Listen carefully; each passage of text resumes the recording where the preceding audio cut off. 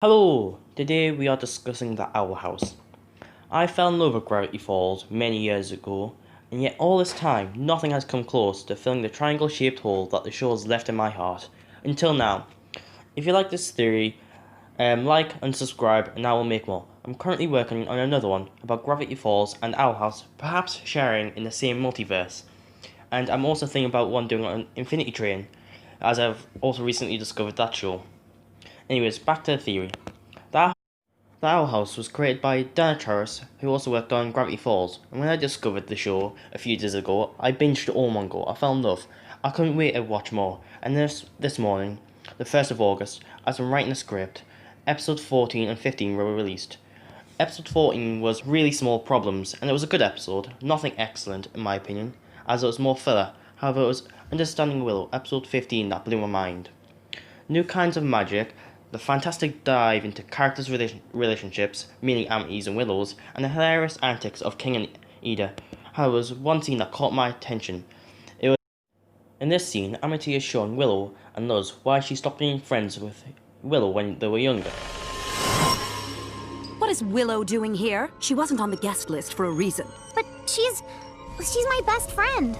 Nonsense. Blights only associate with the strongest of witchlings. You may choose a new friend from one of the suitable companions we invited. But they're mean. Just because you work with their parents doesn't mean I have to like them. Good children don't squabble, dear. Sever your ties with Willow, and if you don't... Then we will. We'll make sure the girl is never admitted into Hexside. Now go, and try not to make a scene. And here we see a shadow of Mr. and Mrs. Blight telling young Amity to stop being friends with Willow. Here's where my theory starts. When looking at videos about what is confirmed for this episode, in particular the one by It's Rebecca Rose, it's revealed that Mrs. Blight is voiced by Rachael Macfarlane, and strangely it is also revealed that Matthew Rhys is the voice of Emperor Belos, even though he's not in this episode. So I decided to go digging to see if I can find any mention of who voiced Mr. Blight, and I had no luck anywhere.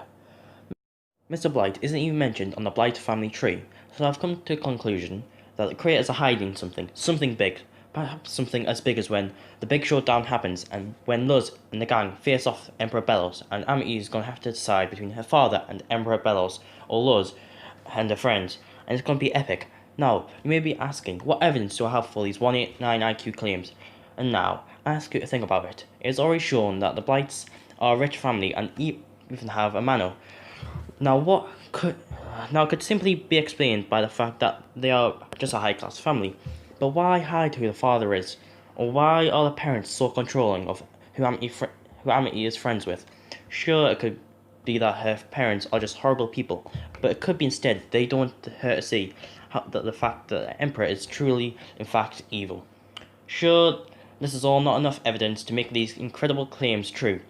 However, it makes sense. Hiding who Amity's father is, how her family is super rich, why are they super controlling, and why they are pressuring her to be the very best, and the simple fact, they don't seem like good people to me. For me, the bit I saw the theory is why they released Belos' voice actor instead of her father's, and then go out of their way to not show anything about Mr. Blight. It makes no sense unless he is secretly Emperor Belos. Thank you for watching. Like, subscribe, and comment your thoughts on the theory. Have a good day, and bye.